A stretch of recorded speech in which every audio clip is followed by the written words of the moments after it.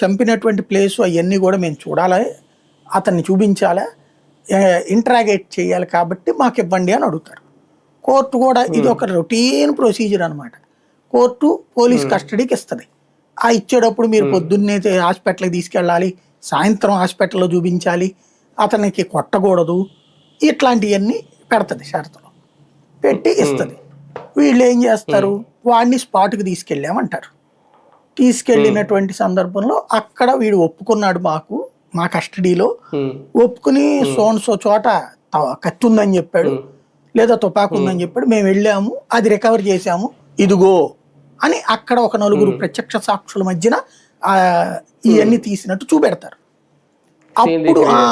అప్పుడు కోర్టు కొంత బిలీవ్ చేస్తుంది ఇందులో.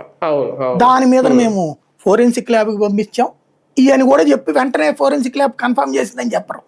ముందు అంతవరకు మేము ఫోరెన్సిక్ ల్యాబ్ పంపించాం, ఇతను వాడిందేనా లేదా అన్నది తేలుతుందని. కొన్ని రోజులు పోయాక ఫోరెన్సిక్ ల్యాబ్ నుంచి రిపోర్ట్ వచ్చిందండి, ఇతనే చేశాడని తేలింది అంటారు. ఇదంతా ప్రొసీజర్. ఇది లేకుండా సార్ ఆడు దొరికాడు సార్ స్పాట్లో, ఇదిగో తుపాకీ, ఇదిగో కత్తి అంటే కేసు కొట్టేస్తారు. ఇది ప్రొవిజన్ దీంట్లో. అట్లాగే ఈ వర్మ గారు ఏం చెప్పదలుచుకున్నారంటే, ఆయన ఇంట్లో ఒక అగ్ని ప్రమాదం సంభవించింది. అది ఆర్పినటువంటి ఒక కానిస్టేబుల్ లోపల నోట్ల కట్టల వీడియో తీసి సోషల్ మీడియా